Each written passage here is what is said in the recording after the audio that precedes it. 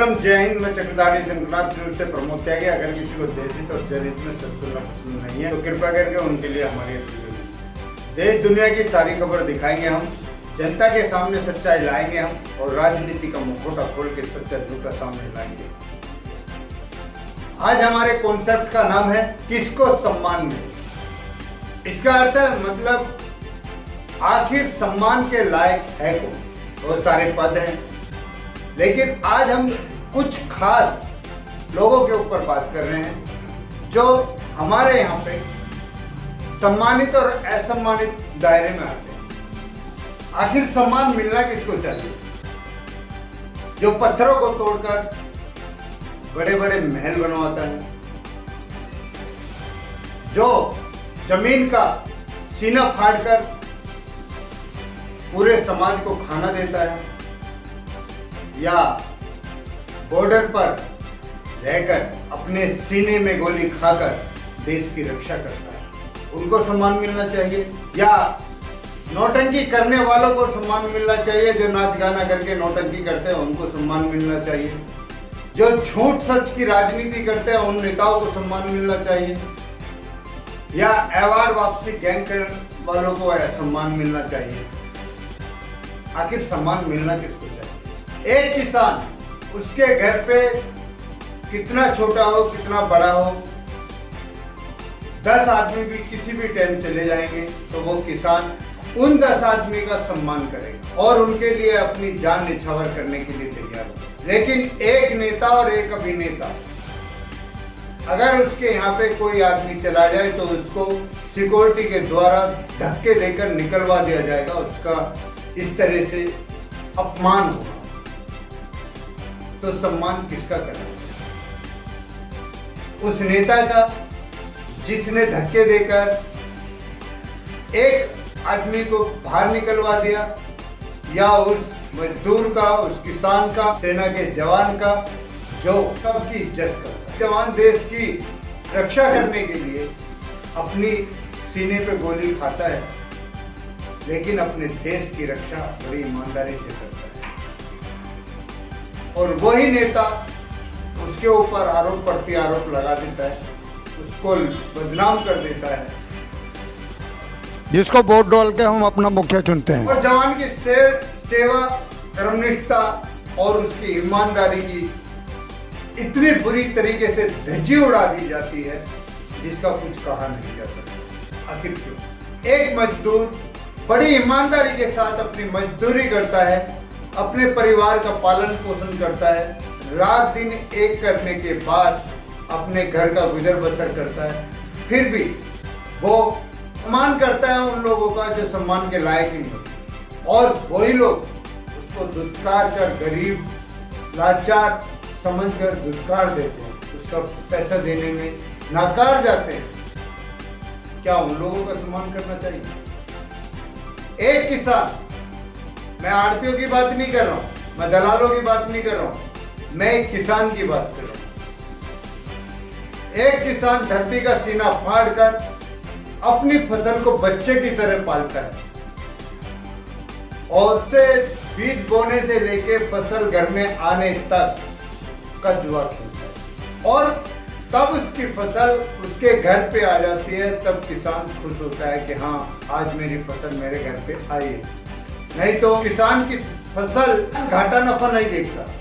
किसान के घर में सही सलामत फसल आ जाती है तो किसान और किसान का पूरा परिवार खुशी के मारे झूम उठे। बीच में रात को बिरात को कभी भी कहीं भी कैसा भी आदमी आ जाए, किसान उसका सम्मान करता है। रात के अंधेरों में, दिन के उजालों में, हर खतरे से किसान लड़ता रहता है। रात के अंधेरे में पानी बलाने के लिए जाता है, सांप है, बिच्छू है, कितने जानवर हैं, किस तरह के हैं, कैसा है, अकेला खेतों में है, वो अपनी मौत को हाथ पे लेकर जाता है और जन सेवा में अपना समर्पण करता है। नेता बोलवचन करता है, झूठ सच बोलता है और जनता के पैसे पे ही ऐश उड़ाता है, तो हम उस किसान का सम्मान करें या उस नेता का सम्मान करें जो लूट खसोट करके अपना घर भरना चाहता है? हम उस मजदूर का सम्मान करें या उस भ्रष्ट आदमी का सम्मान करें जो भ्रष्ट आदमी मजदूर की पेमेंट भी नहीं देता। हम उस जवान का सम्मान करें या उस अभिनेता का सम्मान करें जो जवान बॉर्डर पर देश की रक्षा करने के लिए अपनी जान गंवा देता है और एक नौटंकी करने वाला नौटंकी करके लाखों करोड़ों रुपए बटोर लेता है। आखिर हमें किसका सम्मान करना है? और आज तक ना ही तो किसान को अवार्ड किसी ने दिया है, ना ही मजदूर को किसी ने अवार्ड दिया है और ना ही सैनिक को किसी ने अवार्ड दिया है। आखिर हमारे देश के अंदर इस तरह का मतभेद क्यों? अगर सही मायनों में देखा जाए तो अवार्ड का असली हकदार कौन है? जवान, जो हमारे देश। सैनिक को किसी ने आज तक अवार्ड नहीं दिया। मेरे हिसाब से तो ये हमारे संविधान के लिखे हुए लेख की है। आज हमारे संविधान और संविधान की बात करने वाले लाखों हजारों लोग हैं जो संविधान की बात करते हैं, लेकिन संविधान अगर इसी बलबूते पर चलता है तो संविधान के अनुसार भेदभाव तो शुरू से ही हुआ है। जब ये संविधान लिखा गया, जिस समय पर संविधान लिखा गया उस समय पर प्रथम किसान होता था, दूसरे नंबर पे सैनिक होते थे और तीसरे नंबर पे मजदूर और चौथे नंबर पर और तीसरे नंबर पे मजदूर। लेकिन सम्मान किसको मिला?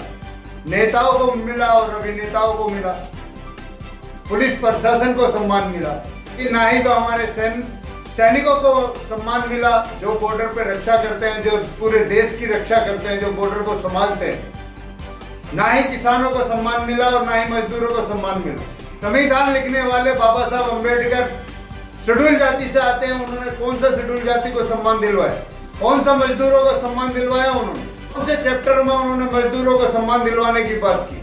सम्मान दिलवाने के बाद आखिरकार नोबेल लिखने वालों के लिए पत्रकारों को सम्मान है, नोबेल लिखने वालों के लिए सम्मान है, एनजीओ को सम्मान है, पुलिस अधिकारियों को सम्मान है, नेताओं को सम्मान है, अभिनेताओं को सम्मान है, जज को सम्मान है, वकील को सम्मान है, सबको सम्मान है। लेकिन एक जवान को, एक मजदूर को सम्मान क्यों नहीं? एक किसान को सम्मान क्यों नहीं?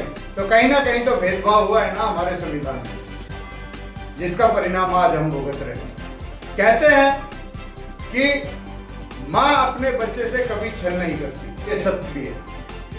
लेकिन अभी अगर माँ ही अपने बच्चों से भेदभाव करने लगे तो फिर उस बच्चे का क्या होगा जिसके साथ भेदभाव होगा? या तो वो आताताई बनेगा, या वो घर से नफरत करेगा, या वो अपने पूरे परिवार से नफरत करेगा, और या वो उसको एक छोटी सोच का समझ के, एक पागल समझ के उसको छोड़ दिया जाए। उसकी ना कोई बात मानता है, ना उसकी बात कोई सुनेगा, ना कुछ होगा।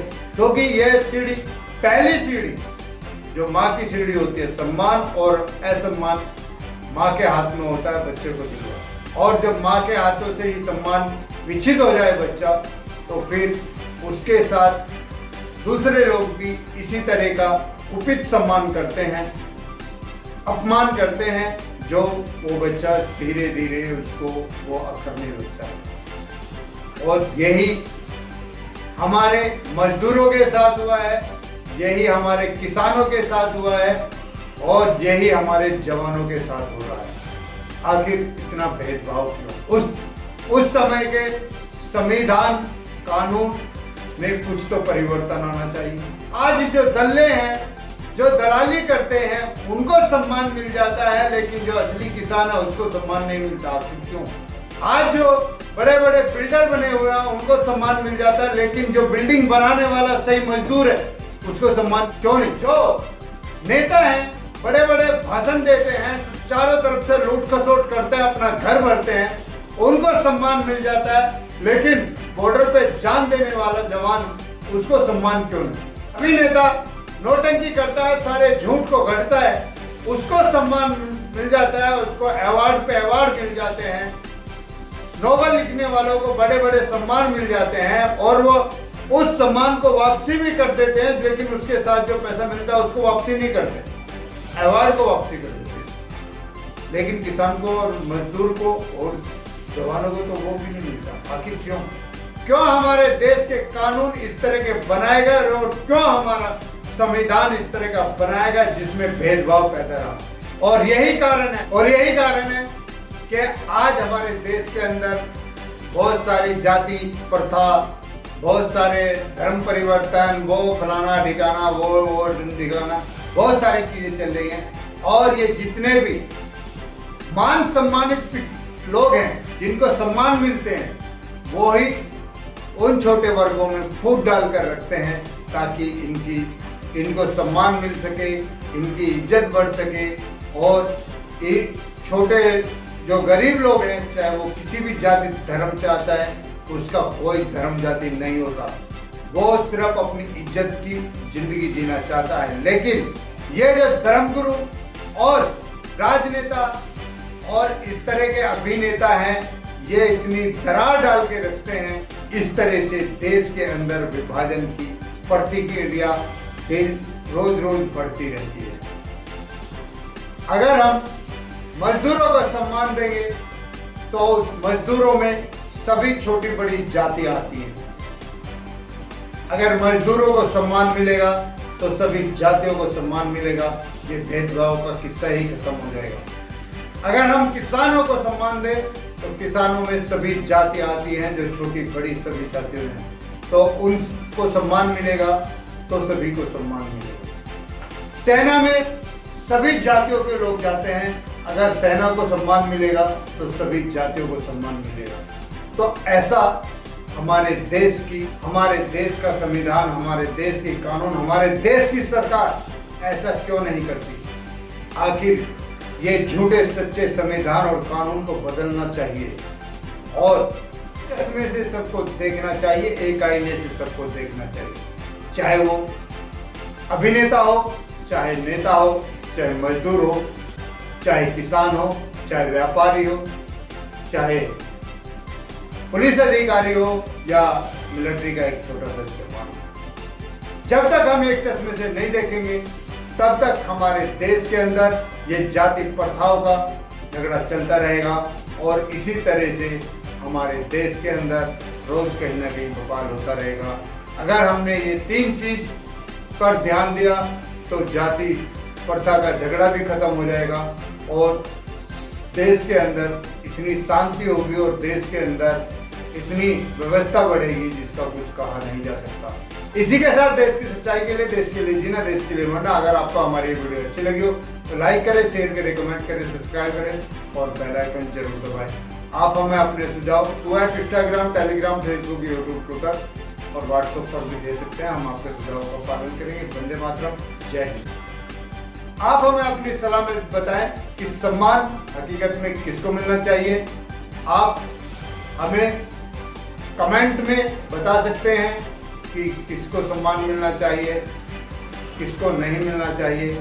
हम आपके कमेंट का जवाब देंगे और उसी के हिसाब से हम आपसे बात करेंगे। अभी मैं अपनी वाणी को विराम देता हूँ। वंदे मातरम, जय हिंद।